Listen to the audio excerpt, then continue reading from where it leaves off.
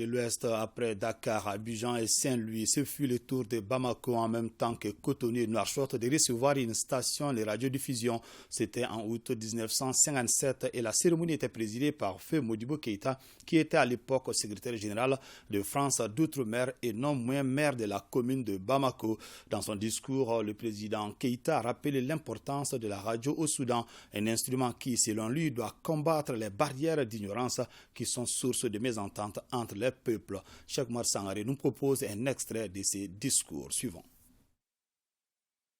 Tandis que les élites doivent brûler les étapes pour se rendre pleinement aptes aux responsabilités les plus importantes qui leur sont confiées dans le cadre des institutions nouvelles, la radio est appelée à rendre des services éminents en tant que facteur indispensable de progrès. N'est-elle pas l'instrument idéal pour triompher du temps et des distances dans nos immenses espaces où 3,5 millions d'habitants vivent dispersés suivant une moyenne de l'ordre de 3 individus par kilomètre carré, reliant entre eux les centres les plus isolés,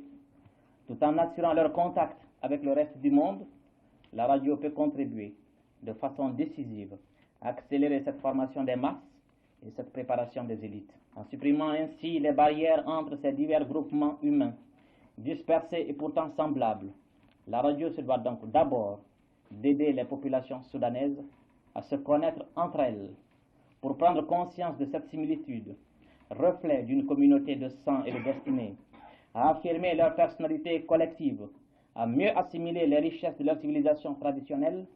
à vénérer cet héritage qui est le propre de chaque communauté humaine, irremplaçable en tant que telle, et que nulle société ne peut régner sous peine de perdre sa dignité, sur un plan voisin. Il faut donc que parallèlement, la radio ouvre toutes grandes nos fenêtres sur le monde extérieur, accélérant la diffusion de ces richesses de connaissances et de sagesse accumulées par les civilisations d'autres continents au cours de siècles d'efforts continus, qui doit contribuer à abattre certaines barrières d'ignorance, source de malentendus qui peuvent parfois subsister de part et d'autre, et assurant ainsi une meilleure connaissance réciproque, consolider les liens d'amitié, favoriser la prise de conscience par nos populations de leur personnalité, de leur culture propre, leur permettre de s'associer en toute connaissance à la gestion de leurs affaires, assurer le contact avec le monde extérieur,